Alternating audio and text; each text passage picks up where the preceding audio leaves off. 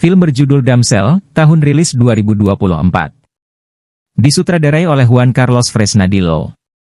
Dibintangi oleh Millie Bobby Brown.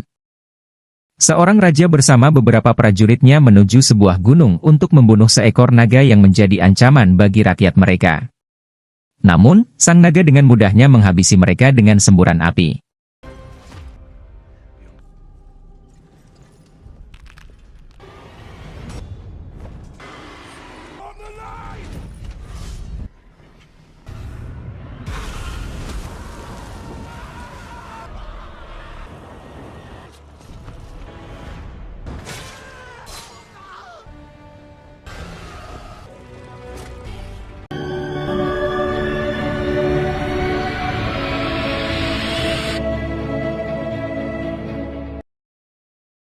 Ratusan tahun kemudian, seorang putri kerajaan bernama Elodie sedang mengangkut kayu bakar bersama adiknya yang bernama Putri Floria.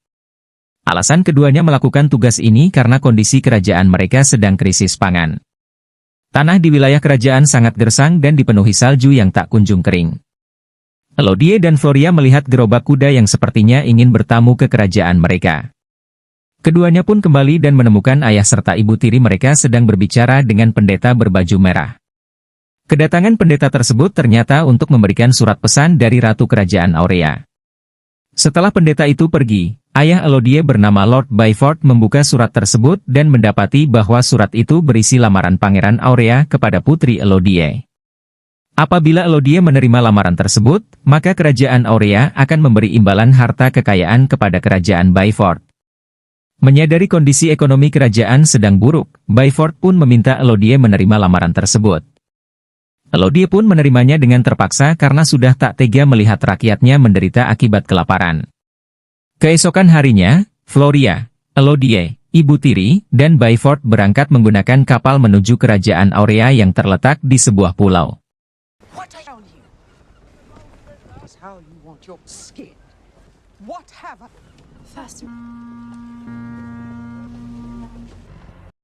Setelah menempuh perjalanan 2 hari, mereka akhirnya sampai di wilayah Pulau Aurea.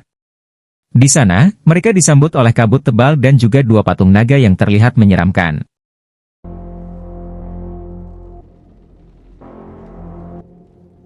Setelah beristirahat di penginapan, keempat anggota keluarga itu dibawa ke istana kerajaan. Sesampainya di sana, mereka disambut pelayan kerajaan yang membawa mereka ke kamar pribadi Elodie. Pelayan itu memberitahu Elodie bahwa besok ratu akan menemuinya guna diperkenalkan dengan Pangeran Henry.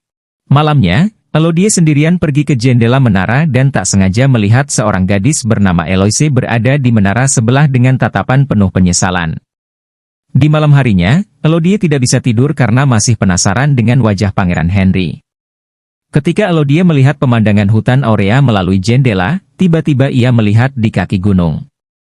Saat itu juga, angin kencang menerbangkan tirai kamar Elodie dan Eloise masuk ke kamarnya. Eloise mengaku kalau ia tidak bisa tidur karena memikirkan kakaknya yang sebentar lagi akan menikah. Keesokan harinya, Elodie menghadap Ratu Isabelle yang secara langsung memperkenalkan Elodie dengan putranya Henry agar keduanya saling kenal. Ratu Isabelle sengaja meminta Henry untuk mengajak Elodie jalan-jalan ke taman. Di sana, Elodie nampak senang melihat ketampanan Pangeran Henry, namun Henry terlihat biasa saja. Yourself at home, child. Like weddings. Correspondence. You wish to... Us can confer. To bore our young people have a far more important...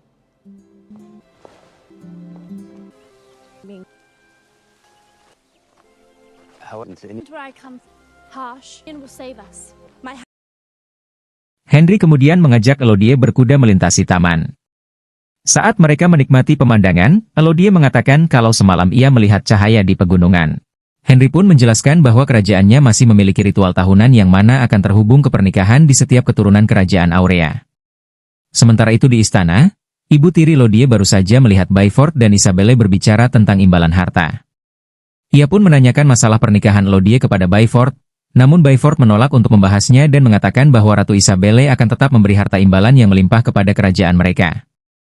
Merasa ada yang aneh dengan perjanjian tersebut, ibu tiri pun pergi menemui Isabelle yang sedang menyiapkan pernikahan.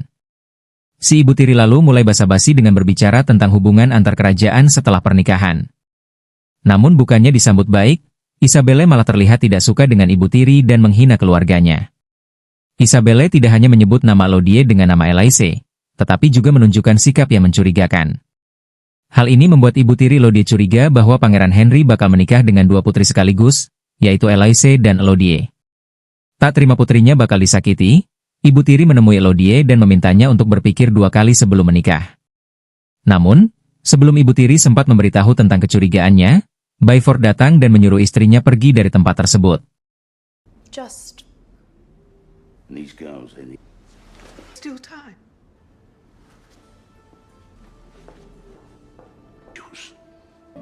Hari pernikahan pun tiba. Elodie didandani dengan cantik dan kemudian pergi ke taman untuk memulai pernikahannya dengan Henry di hadapan banyak orang.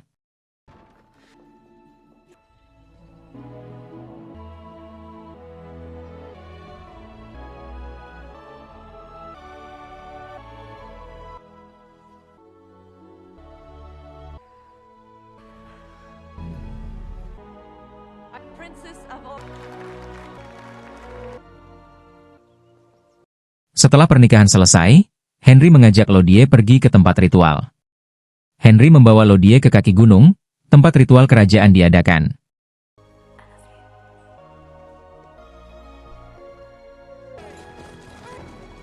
where are we going? The mountain. My ancestors. Sesampainya di sana, Elodie mulai merasa ada yang tidak beres. Para peserta ritual memakai topeng aneh yang membuat suasana di sana menjadi mencekam. Namun, Elodie berusaha menenangkan dirinya. Ratu Isabelle memulai ritual dengan menerangkan bahwa sebelum raja pertama membangun kerajaan di pulau ini, sang raja menemukan penghuni pulau pertama, yaitu sang naga. Sang naga sangat susah dibunuh sehingga sang raja membuat perjanjian dengannya. Perjanjian itu berupa menyerahkan ketiga putri raja kepada sang naga agar naga itu mau memberikan setengah pulaunya untuk kerajaan Aurea. Ritual ini dilakukan untuk memperingati pengorbanan ketiga putri raja. Ratu Isabelle kemudian menggores telapak tangan Henry dan Elodie, di mana darah Elodie dicampur dengan darah Henry. Hal ini menandakan bahwa Elodie kini menjadi bagian dari keturunan kerajaan Aurea. Isabelle kemudian meminta Henry menggendong Elodie melintasi jembatan jurang sebagai syarat ritual. Namun, saat Henry berada di tengah jembatan, ia secara tiba-tiba melempar Elodie ke jurang. Terungkaplah bahwa ritual itu adalah ritual pengorbanan. I'm sorry.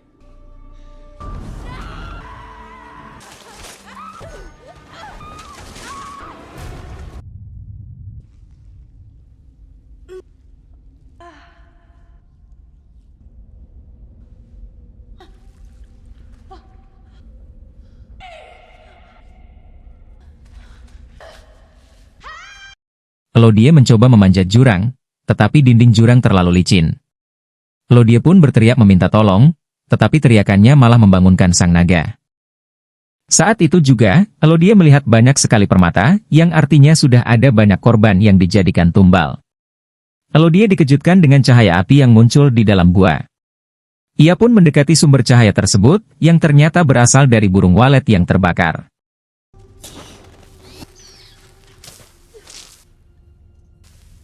You poor thing, dear. Tak lama kemudian, tiba-tiba ribuan burung yang terbakar terbang dan jatuh berhamburan di hadapan Elodie. Hal ini membuat Elodie penasaran mengapa burung-burung tersebut terbakar. Saat Elodie menyebut nama ibu, sesosok naga tiba-tiba muncul mendekati Elodie.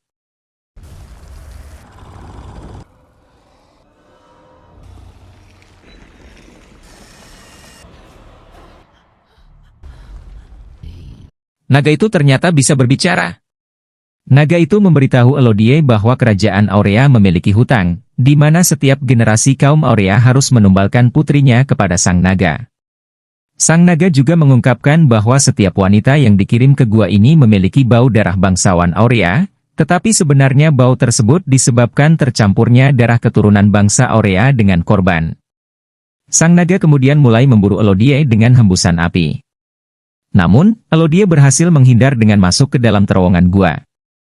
Di sanalah Elodie menemukan mayat Eloise, yang artinya Eloise menjadi korban sebelumnya.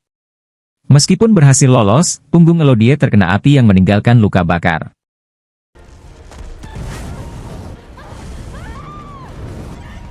Elodie kemudian menyalakan lampion kecil dan mulai menjelajahi gua kecil tersebut. Elodie menemukan sumber mineral berwarna biru. Namun, mineral tersebut terletak di seberang jurang yang jaraknya sekitar 2 meter.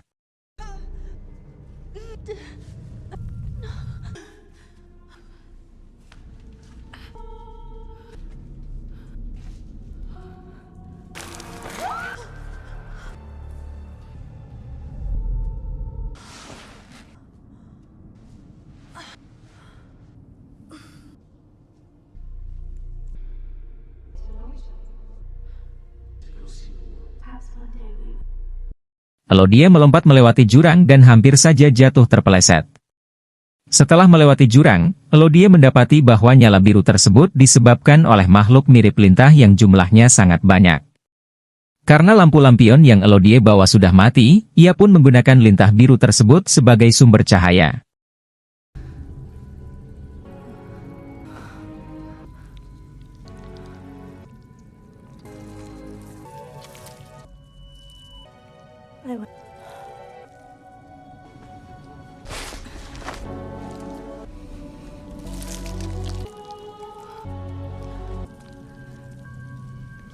Elodie yang kehausan kemudian minum air beku yang menetes dari langit-langit gua.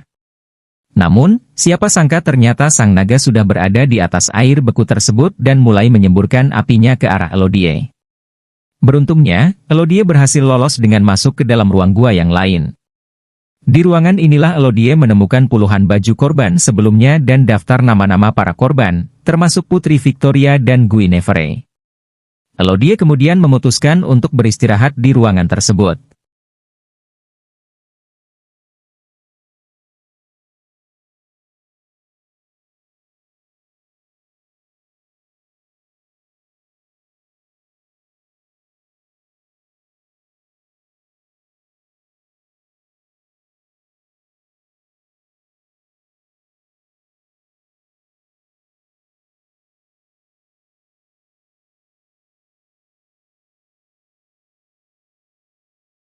Sayangnya, Elodie tidak bisa tidur karena dihantui oleh para korban yang menyebutkan bahwa bangsa Aurea telah berbohong.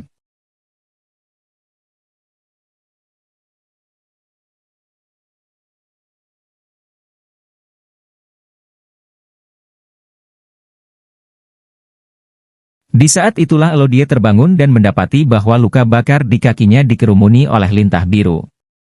Ketika Elodie menyingkirkan lintah tersebut, ternyata lintah itu menyembuhkan luka bakar Elodie dengan sangat cepat. Elodie pun menempelkan lintah itu ke luka di tangannya dan benar saja, dalam hitungan detik luka Elodie langsung sembuh. Setelah itu, Elodie menemukan peta gua yang dibuat oleh Victoria. Artinya, Putri Victoria berhasil lolos dari gua ini. Tanpa pikir panjang, Elodie pun mengikuti peta tersebut dan sampailah ia di lubang keluar yang dikelilingi oleh batu kristal.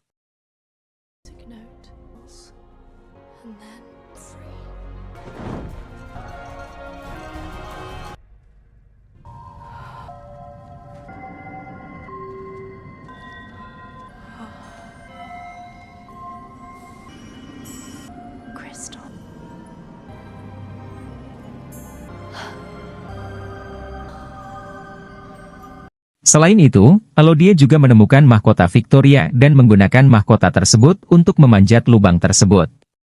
Saat sedang memanjat, tiba-tiba sang naga muncul dari bawah.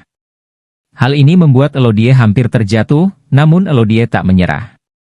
Sampai akhirnya ia tiba di lubang keluar gua. Akan tetapi, ketika Elodie pergi ke mulut gua, ternyata jalannya buntu. Elodie sekarang berada di puncak gunung.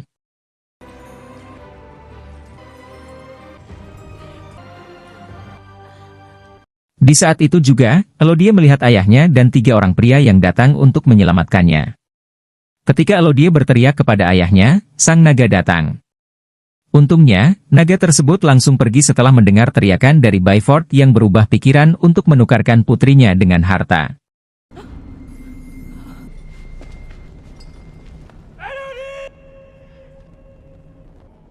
Ketika Elodie kembali untuk menemui ayahnya, ia tak sengaja menemukan 3 bayi naga mati yang sudah membatu.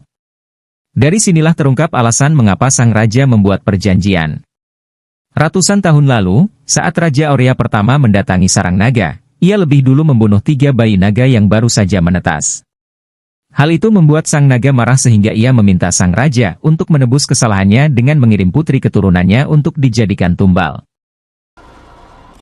Elodie kemudian melihat ayahnya berteriak-teriak memanggil namanya bersama 3 orang pria, salah satunya sebagai petunjuk jalan. Tak lama kemudian, tiba-tiba sang naga datang dan membunuh 2 prajurit, sedangkan pria petunjuk jalan memilih bersembunyi. Byford lalu mencoba melawan naga tersebut, tapi tentu saja Byford bukan tandingannya. Byford dapat dengan mudah dikalahkan. Saat sang naga menusuk tubuh Byford dengan kukunya, Elodie tak sengaja menimbulkan suara sehingga naga tersebut mencari Elodie yang bersembunyi di balik pilar. Untungnya, sebelum naga itu menemukan Elodie, ia terpancing oleh suara pria petunjuk jalan. Setelah naga itu pergi memburu petunjuk jalan, Elodie menghampiri ayahnya yang sedang sekarat. Sang ayah lalu meminta Elodie untuk naik ke atas sebelum akhirnya ia meninggal. I'm a mistake. Sacrifice the one, your life, my people. I could take the gold. But I can't. The other.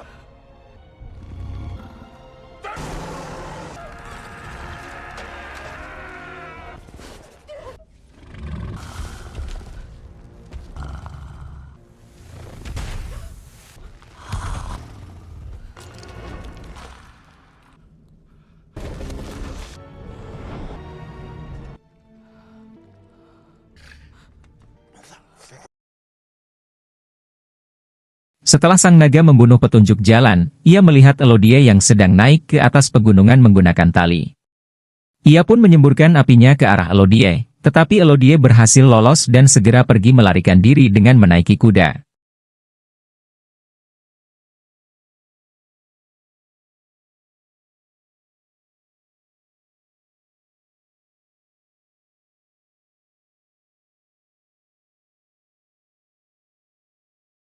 Kaburnya Elodie membuat sang naga marah karena baru pertama kalinya ada korban yang berhasil selamat. Ia lalu membakar seluruh wilayah hutan, yang membuat Ratu Isabelle menyadari Elodie berhasil selamat. Isabelle pun menculik Floria dan akan menjadikannya sebagai pengganti Elodie. Seize her. You promised us. Keesokan harinya, Elodie yang sedang bersembunyi di balik batu bertemu ibunya yang memberitahu bahwa Isabelle membawa Floria ke gunung. Tanpa pikir panjang, Elodie pun pergi ke sana untuk mencegah Isabelle. Namun, sayangnya Elodie terlambat. Isabelle sudah mencampur darahnya sendiri dengan Floria dan melemparkannya ke jurang.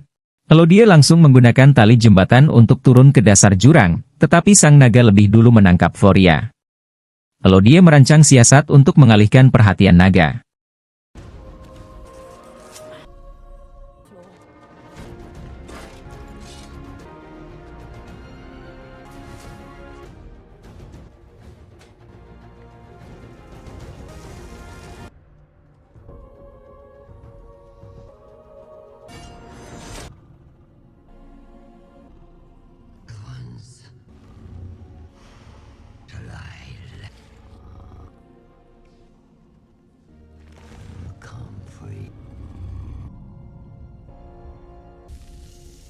Setelah sang naga teralihkan, Elodie langsung menyadarkan Floria dan membantunya untuk bersembunyi.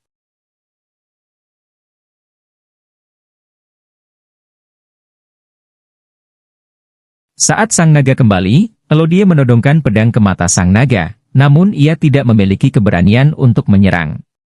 Sampai akhirnya si naga menyemburkan apinya ke arah Elodie. Untungnya, Elodie masih bisa selamat dengan menyemburkan diri ke kubangan air. Saat Elodie hendak mengambil pedang, sang naga lebih dulu menangkap Elodie. Tetapi Elodie melakukan perlawanan dengan menusukkan belati ke mata sang naga. Tidak hanya itu, Elodie juga mengambil pedang ayahnya yang tergeletak dan berhasil menusuk kaki sang naga. Ketika sang naga berjalan sempoyongan, Elodie melihat dinding berombak yang dapat memantulkan angin.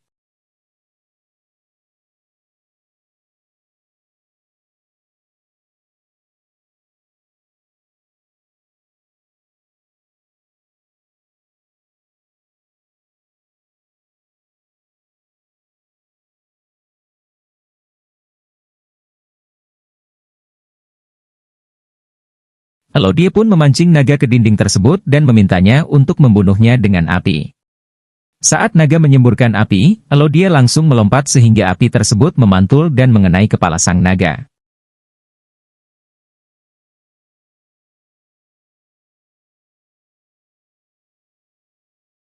Akhirnya, naga pun roboh dan berhasil dikalahkan.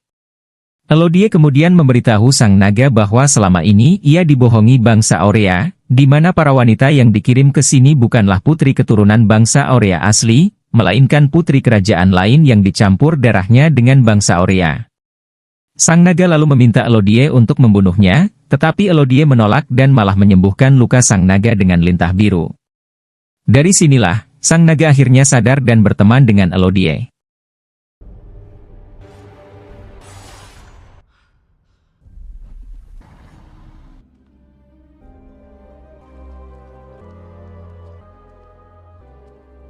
Elodie kemudian kembali ke istana Aurea, di mana Isabelle sedang menikahkan Henry dengan putri kerajaan lain yang bakal dijadikan tumbal. Elodie lalu mendekati sang putri dan memintanya agar segera pergi sambil membawa keluarganya. Tidak hanya itu, Elodie juga menyuruh orang-orang yang bukan keturunan Aurea untuk pergi meninggalkan istana. Saat itu juga, sang naga muncul di atap dengan penuh amarah. Sang naga menyemburkan api membakar Isabelle dan seluruh keluarganya. Ia juga membakar seluruh istana Aurea hingga luluh lantak. It's not.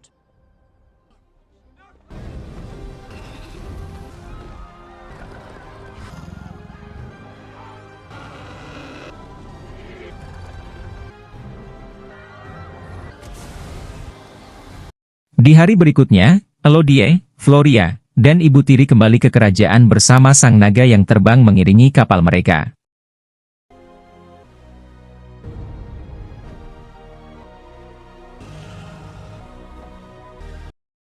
Film pun berakhir. Tamat. Terima kasih sudah menonton.